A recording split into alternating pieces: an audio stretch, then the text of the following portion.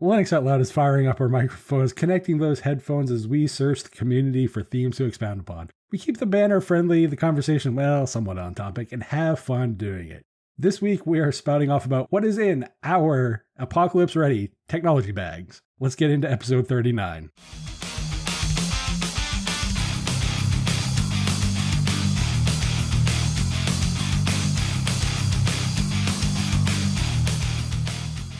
Linux Out Loud is brought to you by DigitalOcean and Bitwarden. And with me today, we have some fantastic co-hosts. As always, we have the lover of two distros and one that he will never tell the other about, Nate, and the photographer extraordinaire. She will capture your soul and be sinister about it, Wendy. What's going on, guys?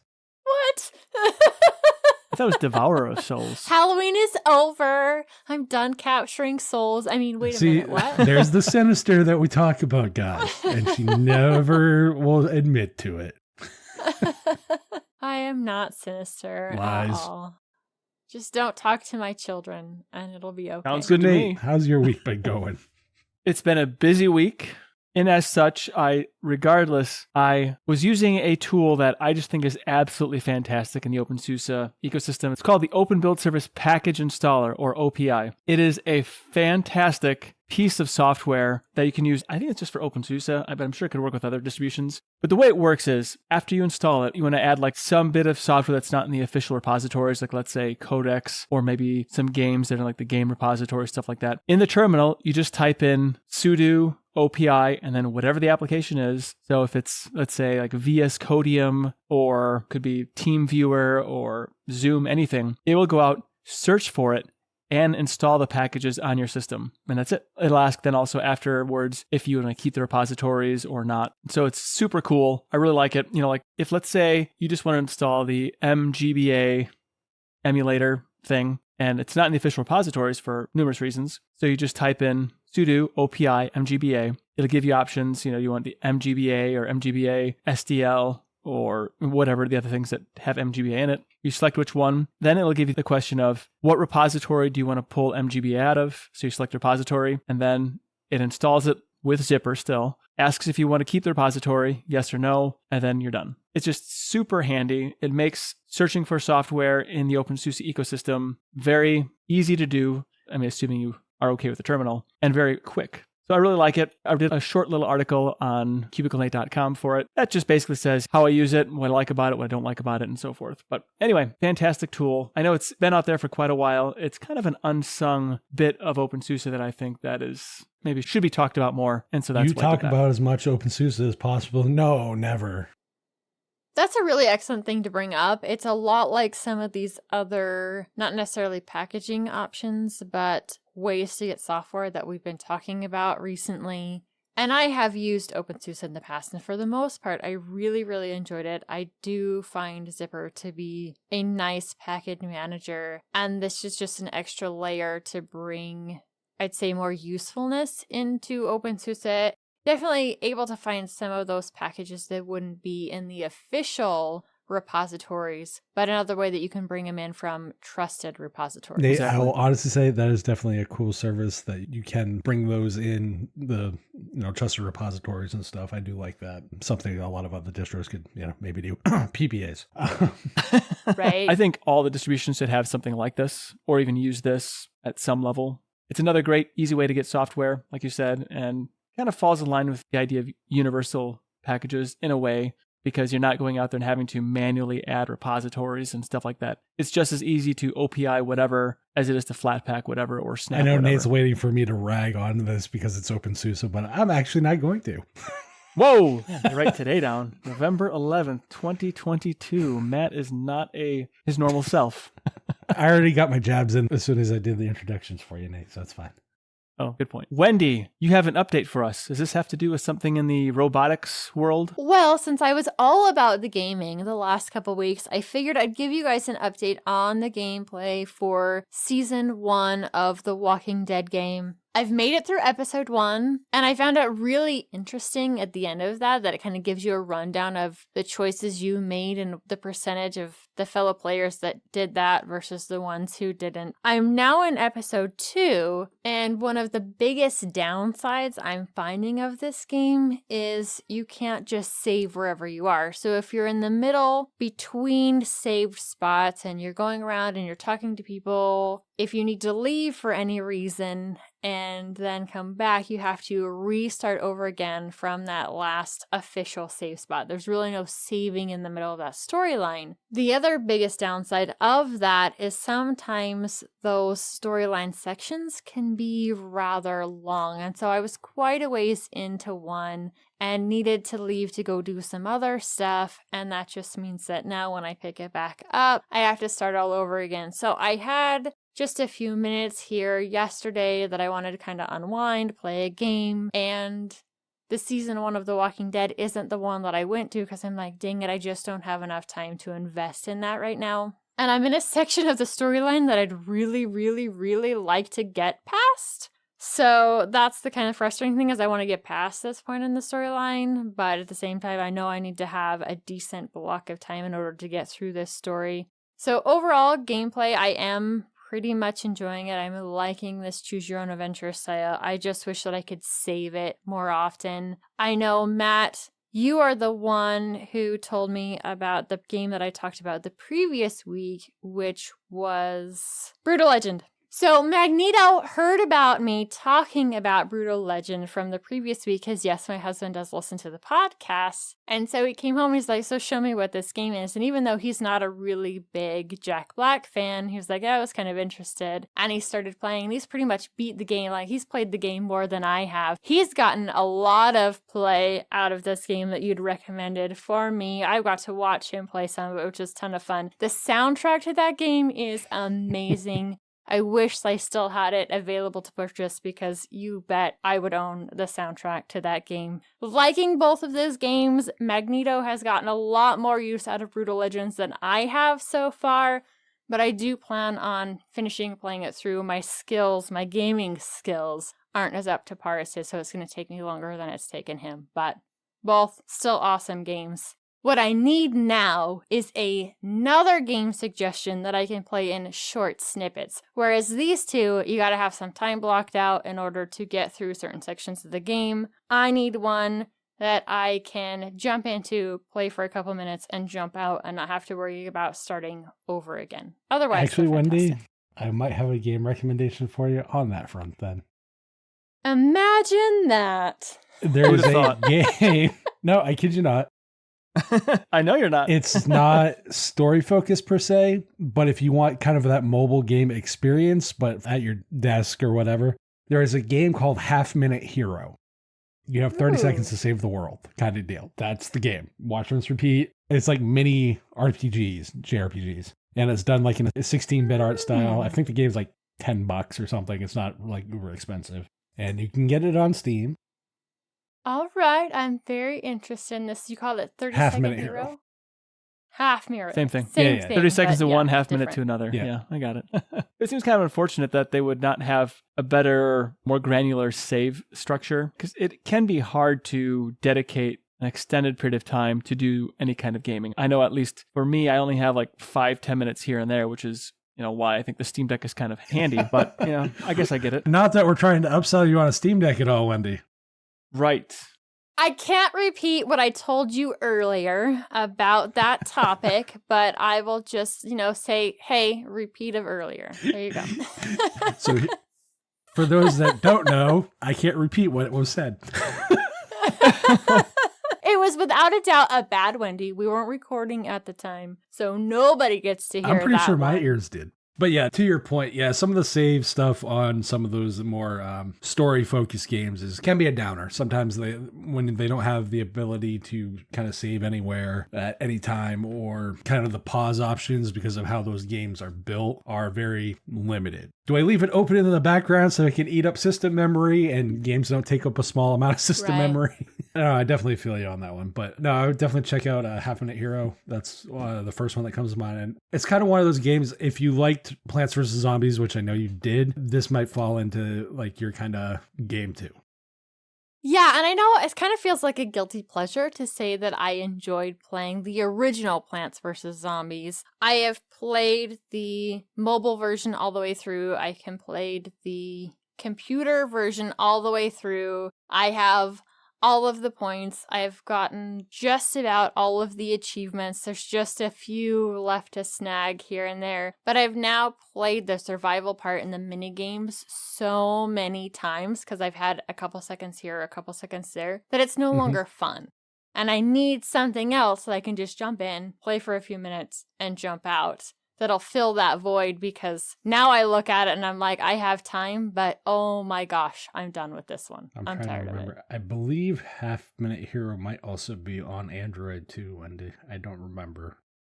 For the most part, I really try not to play mobile games anymore. Mainly, I mean, there is Solitaire on my phone, and my kids will play that one, but for the most part, I'm trying not to be on my device unless absolutely necessary, and so I'd prefer to have them at my computer when I've got a few seconds, rather than them being on my phone. Half Minute Hero is definitely, because it came out on the PSP originally, so that's the only reason I even remotely thought about that. When you were like, oh, I only have a couple of minutes, I'm like, perfect game.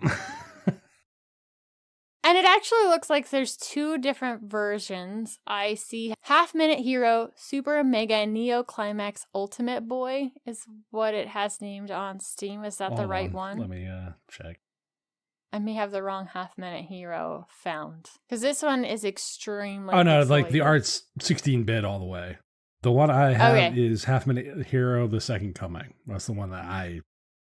Okay, so you're talking about the newer version. It's just a couple of years older, still 2014. Yeah, so includes Half Minute Hero Super. So the one you're looking at is that game, but it includes Half Minute Hero Super Mega Climax Ultra Boy and Half Minute Hero The Second Coming for $10. Yeah, that's not bad. That's really not bad. Well, thanks once again for another game recommendation, even though we're not in the Game of the Week section of the show. He's an enabler. I know. Says the guy who's been trying to enable her to get a Steam Deck, Nate, because you talk about more than I do. It's just a nice system. Both of you have been doing I don't say I haven't been. I'm just saying he does it more than I do. I don't know about that. I mean, maybe.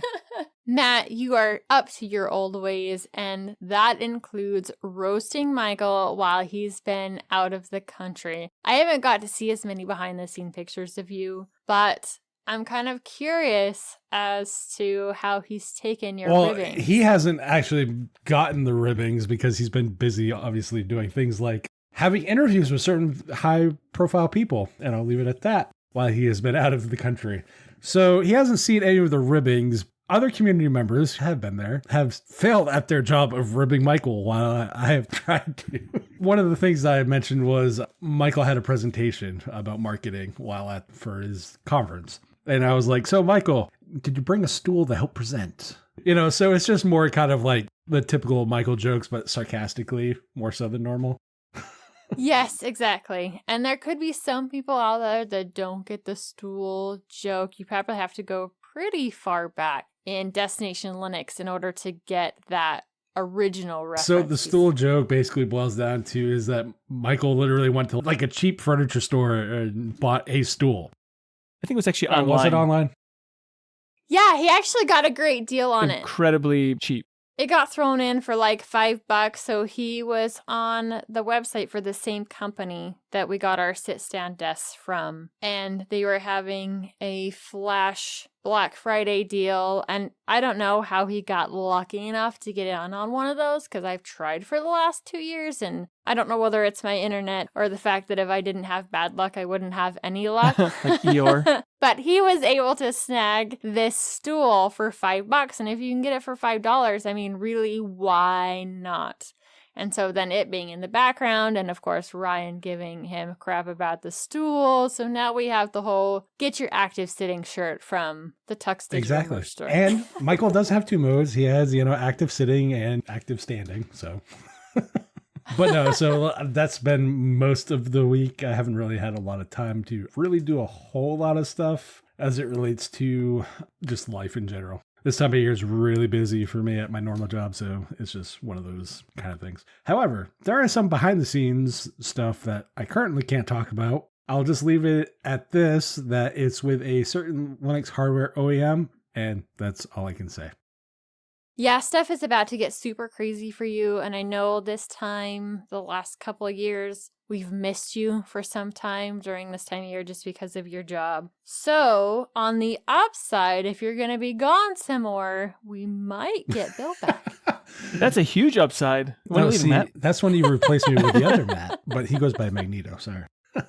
Oh, okay. Yes. Magneto, the other Matt. We could replace you with Magneto. The biggest downside is I need another microphone in order to make that happen. Because when we did his interview, it was definitely a little bit more difficult to be sharing a mic. So in order to make that happen, I need a second microphone and a different input device. But we could probably And somehow make that work. something tells me it would be good for that one interview because Magneto technology. Other than that, that's what I have been working on and being able to do because, life is life is life. I am definitely looking forward to that hardware OEM interaction. That's going to be fun. And that's all I can say about what it actually is. So, Well, I'm excited for what is to come. This episode of Linux Out Loud is brought to you by DigitalOcean. Cloud computing can be, well, let's say, complex, especially for a guy like me. But standing up reliable, affordable cloud infrastructure really doesn't have to be. At DigitalOcean, you can enjoy a comprehensive portfolio of compute, storage, database, and networking products that put your cloud infrastructure in capable hands so you and your teams can get back to doing what matters most, building world-changing apps that grow your business. Predictable pricing, robust product documentation, and services that developers love. That's DigitalOcean. Get support at every stage of growth, from teams of one, so just you, to teams of 1,000 with simple, powerful cloud computing and growing at DigitalOcean. As a listener of Linux Out Loud and a member of the Tux Digital community, you can get started for free. In fact, it's even better than free because DigitalOcean is giving you a $100 credit when you sign up at do.co/tux2022. That's do.co/tux2022. So again, go to get started with your $100 free credit on DigitalOcean's awesome cloud platform. Go to do.co/tux2022. the question was brought up kind of jokingly, and then we kind of took the joke and ran with it. If the apocalypse happened, what would be in your tech bag? So like end of the world kind of deal. And I know for me, I don't actually have a lot of stuff in my like tech bag that I generically have. For me, it's mostly cell phone, USB-C cables because I try to universal everything, so I have less cables. I have a solar battery pack that's about 3,800 milliamps or something around that. And I have a laptop tablet hybrid because it's low power, small set of like screwdrivers, wrench tools, that kind of stuff. And I carry some important documents on USB thumb drives. That's really all I got. I don't think you need a whole ton. It's more about what you would grab. Of course, there is also the, if your house burns down, what's the first thing you're going to grab? Now, I know in Nate's case, it's going to be the Commodore 64 and Poster because that's just Nate. But that's actually not in my house. Okay, a building you own, that better. That stays in the cubicle studio, not in my cubicle bedroom. I think that the idea of a solar battery pack is a great idea. Now, are you envisioning that you're taking your tech bag and you're hiking across country, or are you hopping in a vehicle and driving across country? So for me, it could be either or, honestly. The battery pack as an example, the reason I went with a solar one, if you're driving as an example, just throw it up on the dash, fold out the panels, let it do its thing for however far you drive. That way you're not eating into your car battery. If you have an electric car, you're not eating into your car battery if you're doing DC out and all that stuff. The connectors are all USB-C, so I don't have, and that's why I have the USB-C cable, so I don't, in, out, it's all the same. And I can charge my phone, I can charge the tablet, laptop hybrid thing that I have. It's more simplicity more than anything else, a more consistent power stream that can be collected, whereas things like, again, car batteries and all that other stuff is, if your car's not running, you might have some power at some point. And if you're hiking, the nice thing is this can tie to like the back of your bag, and you can just fold out the panels and let it just do its thing that way too. So that for me is the reason why I went with the solar route more than anything else. One of those has been on my wish list, but we do try to spend a lot of time in the mountains in the summer. Of course, not as much this year. Even though we're not doing a lot with technical devices when we are there, I do typically have an audiobook on or we're playing some music, something like that. So being able to keep it charged. And then my husband and I are looking at getting him a device that'll help extend his cell phone service range. So it would be linked to his cell phone, have a satellite connection so that he can get messages out. And not necessarily when he's up in the mountains, he's traveling quite a bit. And as he's going across the border into another state and traveling to some of these other job sites, there are times that he really doesn't have any cell phone service. And that's where some of these satellite devices would come in handy. And then on top of that, having a solar battery pack in order to, if you couldn't charge it with a vehicle or to save your vehicle batteries or whatnot, still be able to keep those devices charged and ready to go. It's definitely something that I need to get grabbed myself. One thing I will say about like the solar battery pack, they do take a while to charge. The best way I keep it is I keep it at like 70% charged. And then obviously, Nate, you know this as well as I do. You don't want to store it at a full capacity. It's going to degrade. So you want to have that room of degradation and rechargeability still. If you have an initial charge that you can, because you can, the one I have, you can plug into the wall and do it that way. So I do that up to 70%. And then I just solar it the rest, and then it's fine. And it holds the charge for, it seems like forever, because I think I can recharge my full cell phone, which is 5,000 milliamp, 6 or 7 times on it. Oh, wow. That's a really nice battery pack Yeah, size it's then. 3,000, whatever. It's fairly large. I mean, it's bigger than my cell phone, so, you know. And it was like $35. It wasn't that expensive. Yeah, that's great. Does it have like higher voltage, like USB-C output too, so it could power a laptop or whatever? I have not tried USB-C on the laptop portion. You can probably do it because I know it has USB-C in and out. Again, I haven't tried it because that's the one connector the tablet doesn't use. The tablet uses its own proprietary garbage nonsense. You should see if it works on the Steam Deck because that'll be a good indicator. The Steam Deck will take it. Yeah, but I'm pretty sure it's not going to put out at 65 watts, which the Steam Deck requires. No, but even if it puts out 45 watts, the Steam Deck will at least charge off of that. Again, I have not tried that. I mean, the Steam Deck can run off of less than 65 watts if you don't have the pedal pegged down to the floorboard. Well, yeah. If you have it off to. Anyway, we're not going to get talking about the Steam Deck because, you know, we don't want to bore Wendy to death. Wendy's gonna go to sleep. It's like when I hear 3D printing. Oh, Wendy, what are some of the things that you would need in that kind of situation where it's just like, I got to go, and as far as tech specifically? Well, yeah, I was kind of wanting a little bit of clarification. You're talking about like the end of the world. Of course, it's the end of the world. I'm not going to have any way to charge it. There's not going to be any internet to use. So in those cases, forget it. I don't need the tech anymore. But if it's a situation that I need to get out of the house really quickly, have some tech items, of course, cell phones kind of a no-brainer anymore. Like everybody's pretty much got one. I would want to make sure that my daughter has hers as well. My son has a cell phone, but it doesn't have a SIM card in it. And it can still make emergency phone calls. So, you know, everybody having those appropriate devices that could actually get out to emergency services, I think is a really good idea for them to have. And then I was trying to think of what else would I want to run out the door with, something that's relatively low powered. I can get quite a bit of stuff done on it. And I'd have to say probably a Raspberry Pi 4, one with at least 4 to 8 gigs on it, decent sized SD card inside of it. That way, I've pretty much got this itty bitty computer that can fit in a backpack. It can fit just about anywhere, and it can be a lot easier to find some of those peripherals here and there and not necessarily need to take them with me, though I do have the official Pi keyboard and Pi mouse that are also really, really small, so they'd all throw together nicely into a backpack. The downside of taking the Raspberry Pi as my computer is I do need some sort of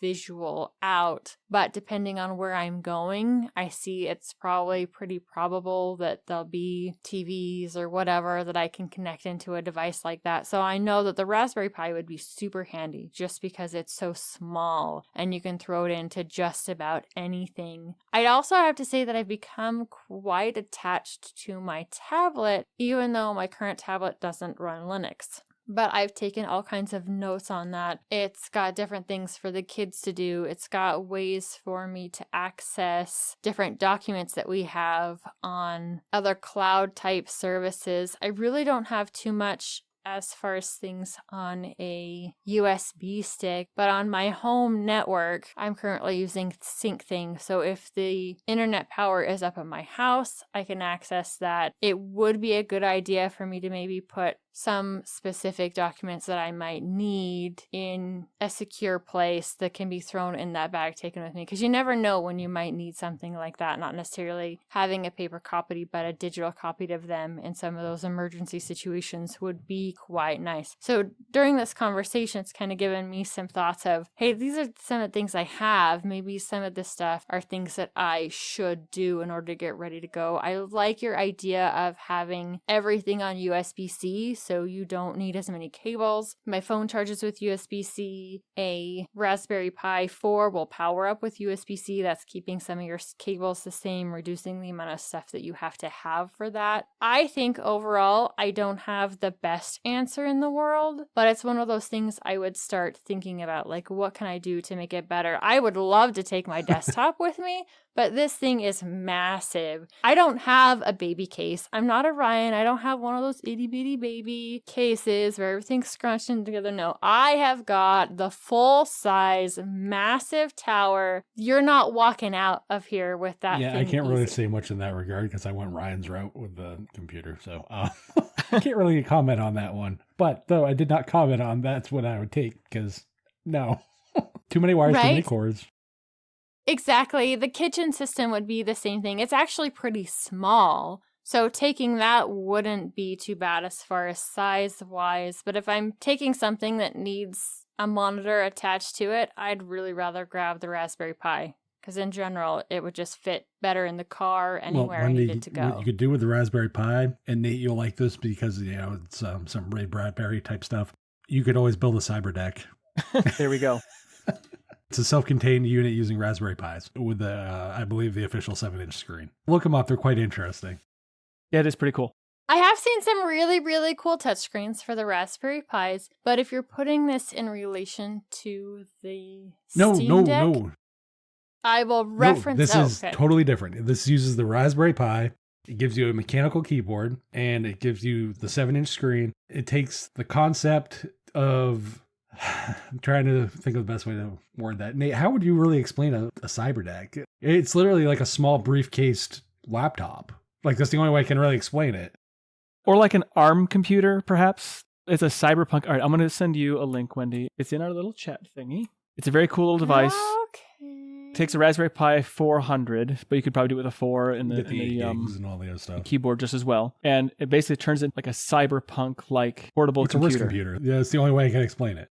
Yeah, a wrist computer. Yeah, that's a good way of putting it. Yeah, the one that you've got pictured here, he's using a Raspberry Pi 400 that looks pretty cool. I found one on Hackaday when I did a quick search. So that one has the mechanical keyboard built into it. I do like the idea of these. I have seen some other touchscreens, some 7-inch screens that are made for the Raspberry Pi. So that might be the best way to do this is, you know, a really super easy grab and go, lightweight, small computer that doesn't take much and the needs of power, something that you could use one of those solar powered charging bricks in order to keep it going for a certain amount of time. Yeah, keep it going, yeah.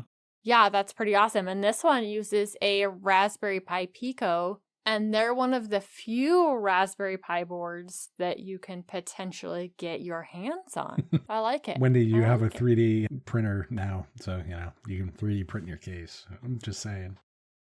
I still need some filament. That's one of the things I got to do is get some filament ordered. But oh, heck yeah, I can see a project in our near future. Guess what, kids? There's a really cool mechanical keyboard that I just got for another project, and combining that with like a Pi 400 and a form factor kind of like this would be super cool for sure. Oh, heck yeah. It'd be nice and clicky. I got As the I have handles. totally derailed the conversation. Absolutely, but in the most glorious way possible. Raspberry Pis, 3D printing, little keyboard, stuff that I can be like, hey, I need this for the kids. It's for the children. You're going to build yourself a cyber deck out of your Pi 4 that has a mechanical keyboard and it's ready for the apocalypse. That's what it's for. It makes total sense. Just keep Magneto away from it. No, because it'll be cyberpunk. It'll be totally Magneto no. resistant. Friendly. Nate, Friendly, resistant, whatever. Everything breaks very, very easily. Well, yeah, but And okay. Magneto breaks technology, so, well, 2 and 2 does equal 4. But he breaks it in the most elegant Okay, I'll ways. give you that one. That he does. Or in the most creative ways. Or in the how in the world did you do that? How is that even possible? Exactly. Yeah, I know. I'm still down the rabbit hole of this cyber deck thing. You're welcome. You is thought I very was cool. going to tie that to the Steam Deck somehow, didn't you? Yes, I did. That's why I was about to tell you to go reference my earlier comment. I was not referencing the Steam Deck. Ha! You weren't, but I know for sure that's one of the things that Nate would be taking with him. He's taking his Steam Deck. It doesn't matter if it really is the apocalypse or not, and the dang thing won't work anymore. He's taking it with So him. I thought about this question quite a bit, even as you, Matt, and Wendy were talking about, these bugging out very quickly due to whatever reason. I was thinking, what would be the circumstances that would cause me to leave my home, which is kind of a homestead now, get the whole farm thing, the solar, blah, blah, blah. I can't take all that with me. Impossible. So for what reason would I be bugging out rapidly and abandoning my animals and so forth? And there actually was a situation sometime in my childhood in this area when there was a train that derailed and dumped like some chemicals or whatever. And so they had to evacuate the area because of safety reasons. I don't remember the actual radius that had to be evacuated, but it wasn't close to the house that I grew up in, but they still evacuated that area too. I remember my family was listening on the radio of the event that's going on or whatever. We went to a commercial break. A store in my town at the time called Ben Franklin was advertising to come in now for some sort of sale or whatever. I just remember that was a story that kind of went on and on for quite a while because the irony of everyone's evacuating the town. Hey, come down to Ben Franklin and pick up your, penny candy, whatever it was. So I was thinking about what would be the situation where I would have to leave. I'm guessing, because this is where, my storehouse is of sorts. I would want to come back here because this is where things are. I wouldn't be able to take everything with me. It's just absolutely impossible. So maybe there's some sort of emergency, some kind of an evacuation. I have to pick up and go, let's just say. So the things, of course, I would bring were some sort of communication. So like you have, your cell phone. I got a radio as well that I'm not licensed for all the frequencies, but I would still bring it anyway, just in case. My laptop, I'd bring my Steam Deck because, I have kids and I'm likely going to be throwing them in the van and we're going to go. And so they're going to need something to entertain themselves on eventually. Honestly, I think I would leave behind my C64 Imposter. As much as I love it, I don't see any reason that I would take it with me. There wouldn't be space for it. I don't know how I would use it. I suppose I could plug it into the screen in the van and I could use it that way, but it would just be a lot easier to use a laptop or a Steam Deck at that point. I, of course, have some spare cables for charging and so forth. I'd probably bring a soldering iron with me because I have a small one that I can take with me wherever I go. I don't have that Pine Sol soldering iron. I think it's called Pine Sol. That'd be pretty cool. Don't have one of those. I have to bring what I have right now. I'd bring some basic tools and also some USB drives as well. But ultimately, I would make it a point to try and come back here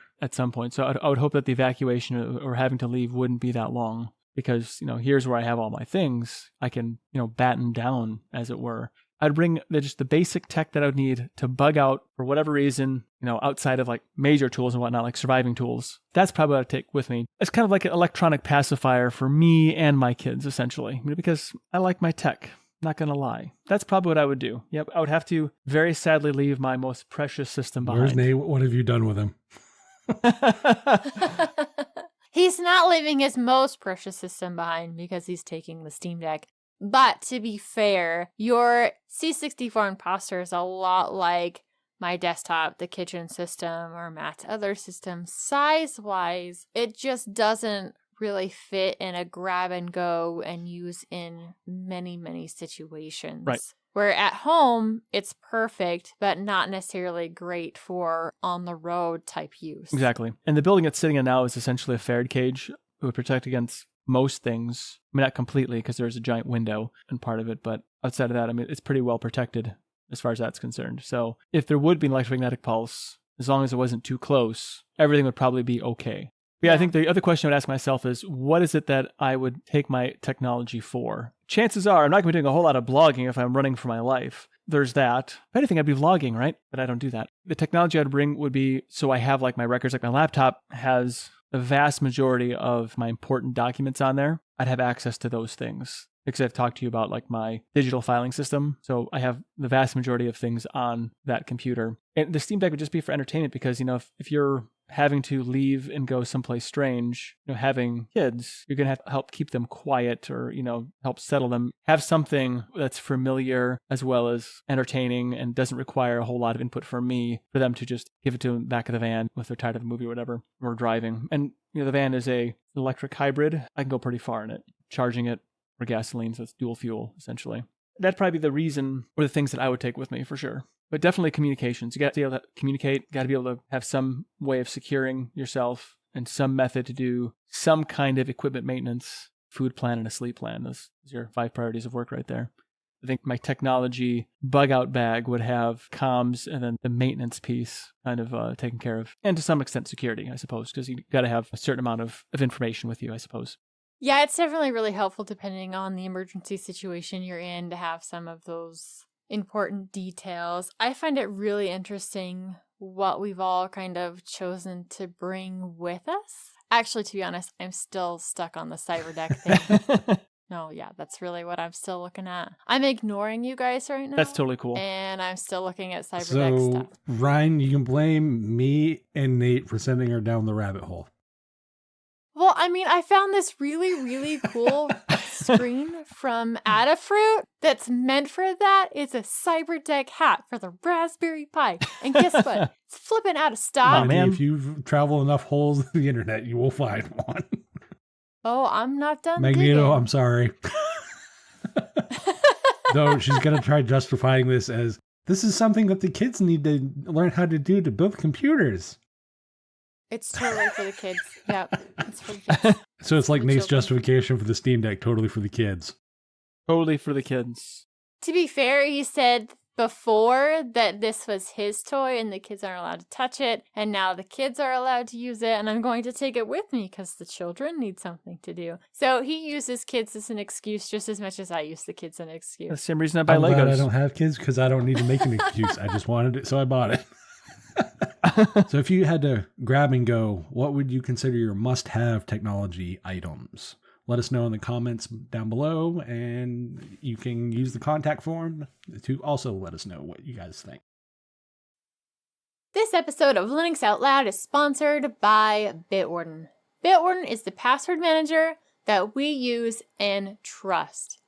Bitwarden lets you set up things like a PIN to easily access your password manager, as well as additional authentications, such as master passwords and adding phrases to fingerprint security, all to keep your passwords safe.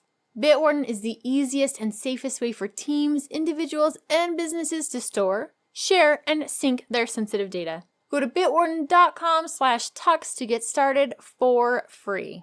Say you want that premium account. It starts at just $10 per year. What comes with that?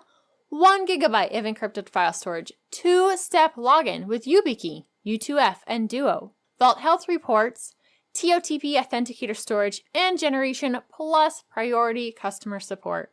Make the smart move like many in the community have and go to bitwarden.com/tux to get started for free.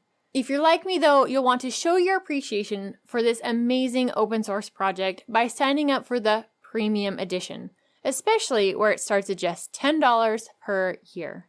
Thanks to Bitwarden for sponsoring this episode of Linux Out Loud. So Nate, it sounds like you have understood a term finally that most people probably wouldn't understand anyway, but what is glamping? Glamping, in a nutshell, is camping, but in a glamorous way, or glamorous camping. That's how I get glamping. And I finally understand what that is. I'm not someone who likes to camp. I've gone camping, but it's not really something like, yes, I want to go camping. I want to make it a point to go camping. To me, it's not fun to live in the dirt. I've done it for a job, let's just say, and I don't really like it. I don't like sleeping in the rain or the snow or whatever other else fun the weather can throw at you when you are without the comforts of a hard structure, I guess.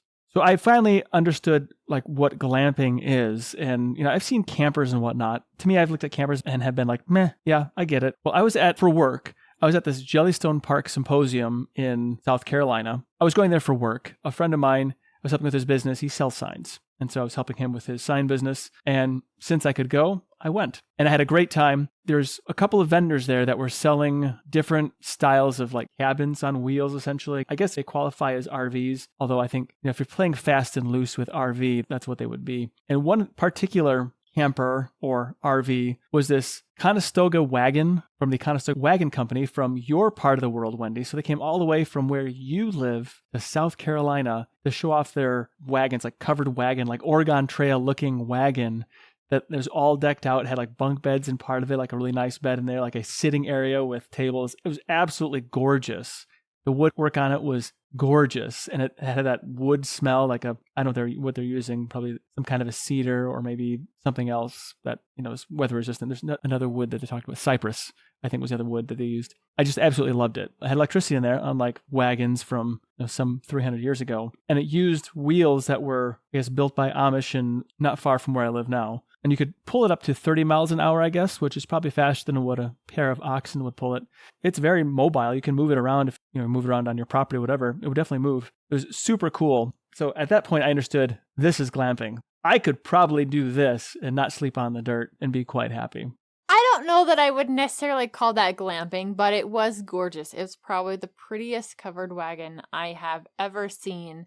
And I guarantee you that anyone who has run sheep and had to live in a sheep camp would be extremely jealous of that wagon itself, because it's absolutely gorgeous. When I think of glamping, though, I think that's more along the lines of all of my technology works. I have TV, satellite TV, I have internet, I'm inside a camper, probably one of those like extremely $250,000 campers, expensive motorhomes. Yeah, something like that. That's what I think of as the glamping. Whereas this covered wagon in particular, I'd say like that's a really nice but warm weather way to camp, because you've got this, looks like an extremely comfortable bed, lots of space in there, but you're still doing your cooking outside and the like. You don't have running water. You don't have a bathroom built into it. But I would definitely stay the night. Yeah, this wasn't one of the only things they had there. I think this is the thing that really struck me as being super cool. And yeah, even though you'd have to maybe cook over a fire or whatever, I mean, I can deal with that. But to like live in this, I could do that. It's nice. It'd be enough for like me and my kids for sure, without a problem. It did have a mini split in there. So like right above the door, you see in one of those photos, it has a air conditioner heater unit, a heat pump. It would be pretty nice. That it does assume you have access to electricity. But I did not have any idea that such things like this even existed, like this was even a thing. And I just was incredibly impressed by the modernized old technology, I guess. I'm looking at it from like a technological standpoint. I mean, this is all an old design for a wagon to be pulled by animals, but yet modernized and improved in such a way that you can actually be comfortable. Yeah, to me it was just pretty amazing. It reminds me of something that you would see on a dude ranch. And that's one of those, like, they're running some cattle, some horses and stuff. And in order to make the people, this is the first time that they've seen a live cow, feel like they're living rustically, they'd put them in something like this. Right. It's rustic, but not really. But not really. Yeah, it's kind of like Disney World rustic. No, Nate, the reason you find it so interesting, though, is because it's very much like you. Old meets new technology. And, well, as much as we joke, you're stuck in, the 1990s and late 90s, I'll give you credit. Sometimes the 80s. Sometimes early 80s, yeah. Most of the time, early 80s. You are one that, you're like me when it came to that workstation that I had. I suckered as much longevity out of that piece of technology that I could in every way possible. I definitely get the appeal of something like this, where it's like, there's a modern vibe and feeling to it, but it's got that old, I don't want to say traditional, but old, like you said, rustic kind of way of how it's built and how it looks and how it operates and that kind of stuff. So it is that kind of perfect combination of old meets new. And I can definitely see why that's something you found really interesting. Yeah, for sure. The fact that it's an old design that's still essentially relevant in some fashion today, I think that's pretty cool. It's kind of like your C64 Imposter. Kind of like that, yeah. It's modernized on the inside, but on the outside it looks old and crusty. Yeah, exactly. You nailed it. Old and crusty, kind of like me. Pretty much. Wendy, it looks like you're doing some addition, but you're adding together some audio editors. I'm a little confused here, but I'm often confused, so that's why I ask. Yeah. So to kind of sum up or to put into context what Nada just said, as part of the show notes, I have Audacity plus Tenacity plus Audacity. Now, Audacity is the main audio editor that I've been using recently, mainly because there's been some slowdown work on Tenacity. Audacity still had some issues that made it so the way I edit was extremely difficult. And Audacity came out with something new recently, which is live effects. And I actually played with that on the last edit, trying to figure out, okay, how can I get that same thing with the effects that I've been using inside Audacity? So it's typically a noise reduction to help with some of the background noise and stuff that's going on in all of our different lanes.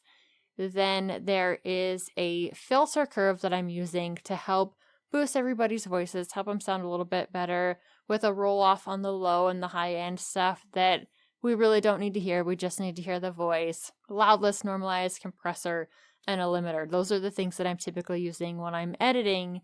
And one of the biggest downsides is because it's destructive editing. Once you apply it, if you save and go in again, you can't make those changes. So I wait until the very, very end in order to apply a lot of that stuff. Noise reduction I'll do early on when I have the largest samples of background audio. It's definitely the cleanest that way. But the other stuff I'll do at the very end. So I'm saving 2 different versions of this show.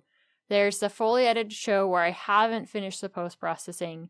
And then there's a version that has all of the post-processing in it. I have had times, really funky issues, where something that I've applied kind of messes things up. It shifts an audio track and I've got to go back and figure out why certain things have been done. So it's really important for me to have those 2 different versions. And I definitely wouldn't want to have to start re-editing show all over or something like that because of the way something's been applied at the very end, saved, back out, go back to it. Oh no. So I was really looking forward to these live techniques in doing some of that editing, especially to balance out all of our audio from the very beginning. Because if someone's super quiet and someone's super loud, I'm usually just dealing with that during the audio because I don't want to apply those things early on. I don't say I've got it down, like the live audio stuff that I've added.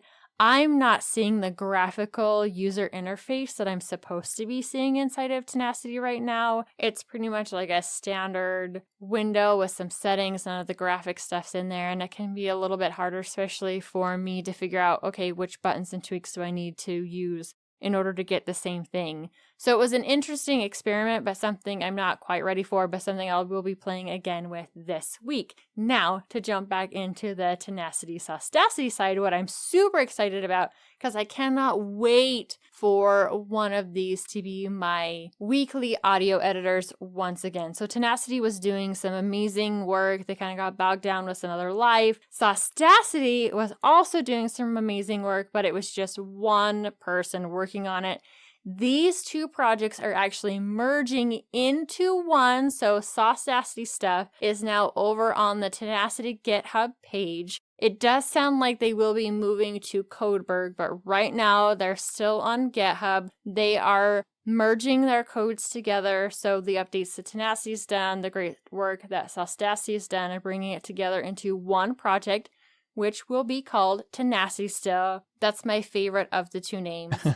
And then on top of that, I saw on Mastodon that Tenacity is talking about bringing over the live effects too. So if I do get it figured out there, super excited that I will have that option, probably 1.4 launch of Tenacity. Well, that's super cool. I'm really glad to see that they're combining their talent pool, basically keeping this fork of Audacity going however they do it, because I think it's good to have different ways of tackling problems, which is what I love about the open source. But the fact that they're tackling problems their own way, maybe those things will get merged into Audacity eventually. I don't know. If they do, great. If they don't, Audacity can do what Audacity wants to do, and the other project can go forth and continue to do its great things. It's neat to see that we have options. Basically, there's not one option that you have to use to do audio editing. There are multiple options. I think that's fantastic. Yeah, I'm definitely glad to see the work that some of these other projects that had forked off from Audacity all that work is not going to waste, that it's still being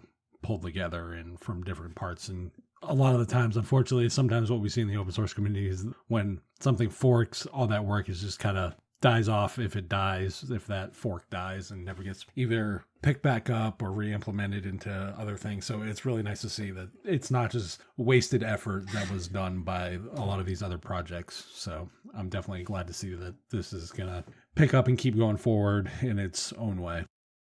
Yeah, because they really are overall great projects. And I love that they were keeping the functionality of Audacity, but stripping out some of that stuff that we didn't like, especially the tracking that we had no way to opt out of, which was my biggest issue on that side, and some of the decisions the Audacity team was making since the switch over, the handover to somebody else as the main keeper of Audacity. And if you want to find out more about both of these projects, I highly recommend that you check out Mastodon. Both of them have pages on there. Both of them are sending out messages quite often on the updates of those applications, how they're working, how the merge is going, what they're doing on the different update versions. And so while my current editor right now is still Audacity, I'm hoping here in the near future, possibly with the release of 1.3 that they are just about to get pushed out for Audacity, which will merge both of these different projects together, that it will once again be my weekly audio editor. Awesome project. I love seeing projects work together like this and really deliver another solid option to the community.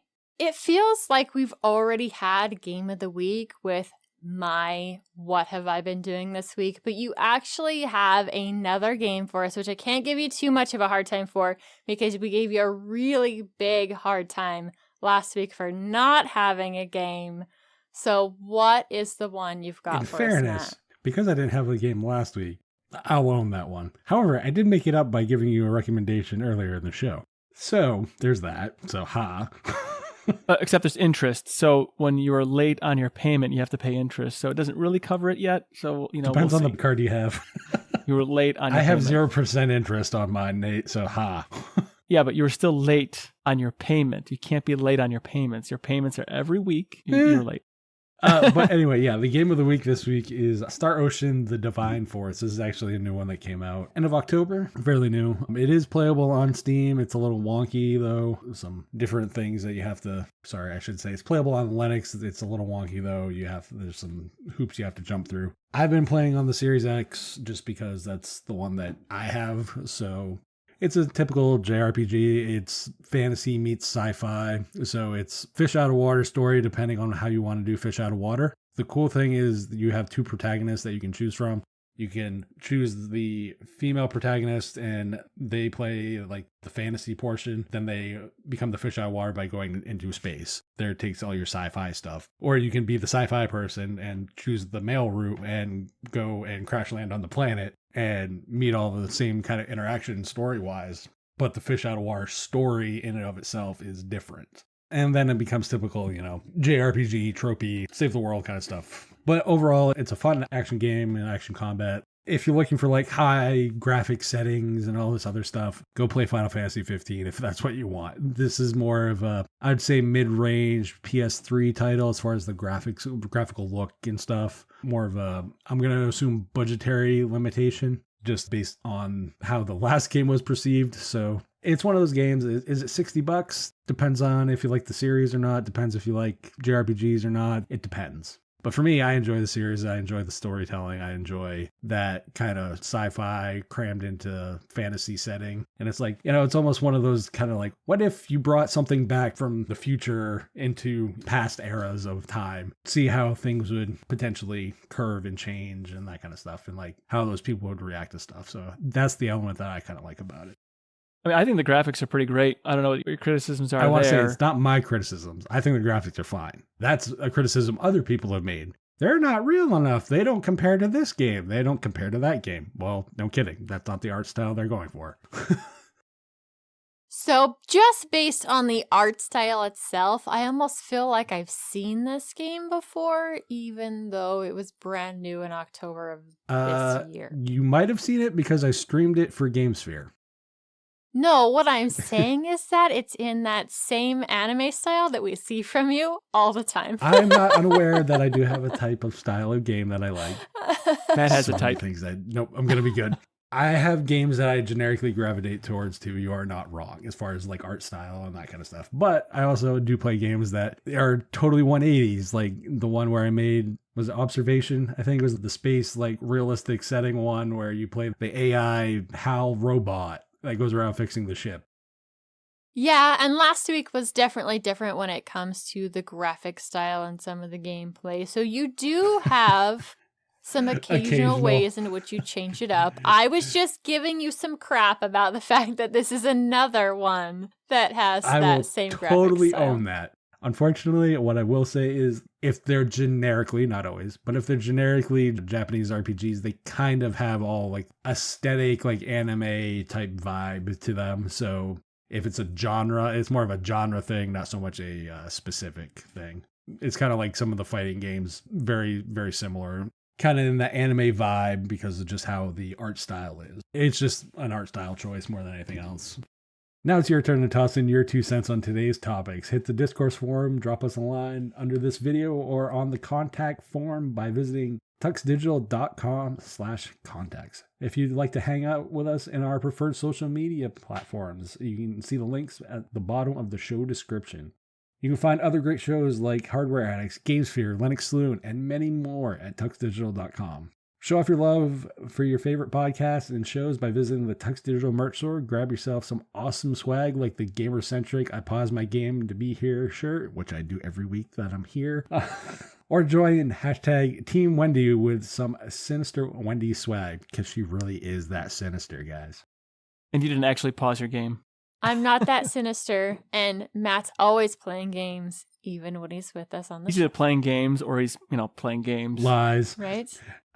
As always, we thank you for joining us, and we'll be back next week with another awesome episode of Linux Out Loud. Until then, keep the banner friendly, the conversation somewhat on topic, and have fun doing it. I will have you know I have never actually sat here and played video games while doing any recording, so ha. But you Once I start hearing 3D printing, yes.